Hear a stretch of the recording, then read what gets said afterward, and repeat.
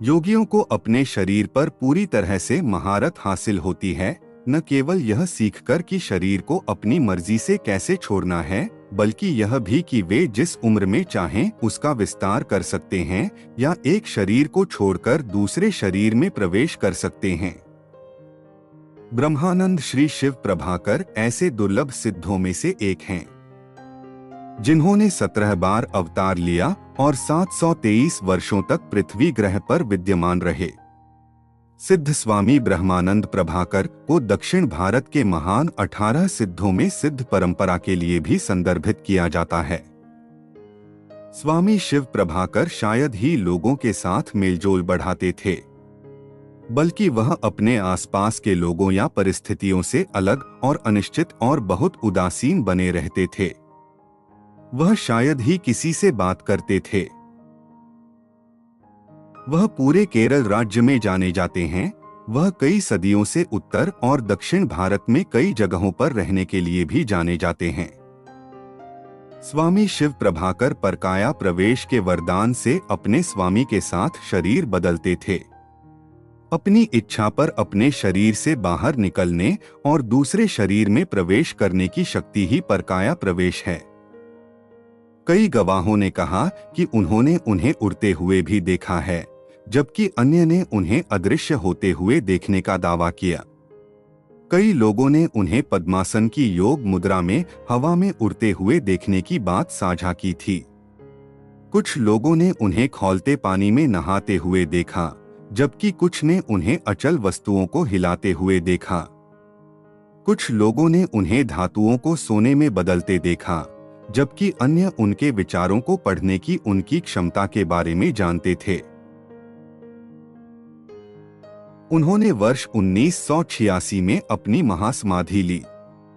यहाँ तक कि उन्हें अपने चुने हुए शिष्यों के सामने फिर से प्रकट होने और उन्हें पवित्र ज्ञान देने के लिए जाना जाता है, यह साबित करते हुए कि उनके जैसे सिद्ध अंतरिक्ष, समय और मृत्यु के सभी नियमों से परे हैं। कई लोग उन्हें भगवान शिव का अवतार भी मानते थे।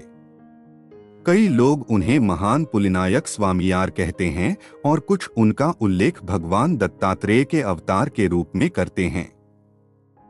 उनकी उंगलियां लगभग हमेशा चिन्ह मुद्रा में पाई जाती थीं। वह अक्सर एक बेंत का इस्तेमाल करते थे।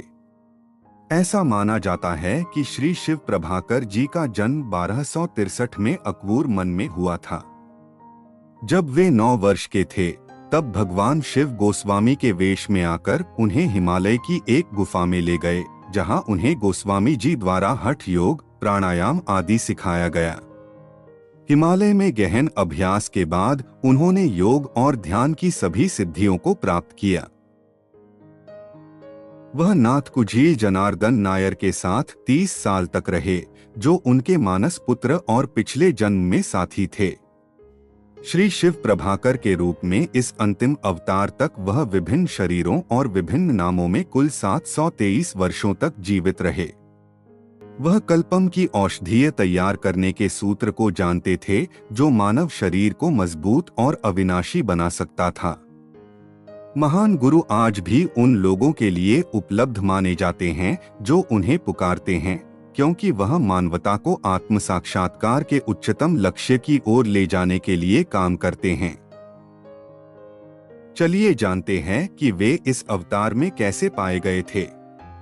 1942 में द्वितीय विश्व युद्ध की अवधि के दौरान कुछ मछुआरे केरल के एर्नाकुलम के समुद्री जल में मछली पकड़ रहे थे, जब उन्हें मछलियों के साथ मछली पकड़ने के जाल में फंसे गहरे पानी से किसी चीज का एक बड़ा पिंड मिला। जब उन्होंने सभी शैवाल और मछलियों को साफ किया, तो यह उन्हें पॉलिश काली लकड़ी की तरह कुछ लग रहा था। उन्हें जल्द ही पता चला कि यह एक मानव शरीर था जो मजबूत और उचित आकार में था। शरीर के निचले हिस्से को एक लंगोटी और एक तौलिया से ढका हुआ था। सिर के बाल उठे हुए थे और बंधे हुए थे, जो शिवलिंग की तरह लग रहे थे। उन्होंने पाया कि वह जीवित थे। लोगों और पुलिस ने जल्द ही निष्कर्ष निकाला कि वह एक जापानी जासूस थे, जो विश्व युद्ध के दौरान किसी गतिविधि में शामिल है। उन्होंने जल्द ही उन्हें एरानाकुलम के मट्टनचेरी पुलिस स्टेशन में बंद कर दिया। पुलिस ने सच्चाई कबूल करने के लिए उन पर क्रूरता का इस्तेमाल करना शुरू कर दिया, लेकिन वे उनसे कुछ हासिल नहीं कर सके।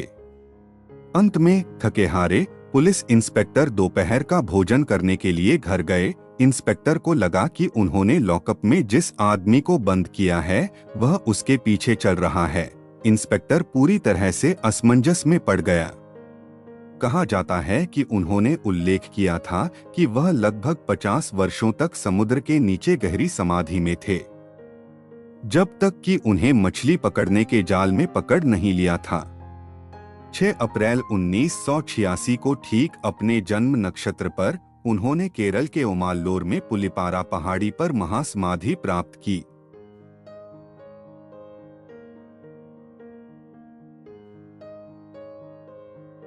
अगर आपको हमारी जानकारी सही लगी तो कमेंट में जय श्री राम लिखना न भूलें, ताकि हम इस प्रकार के और तथ्य लाते रहें और सनातन संस्कृति को विश्व में प्रचलित करें।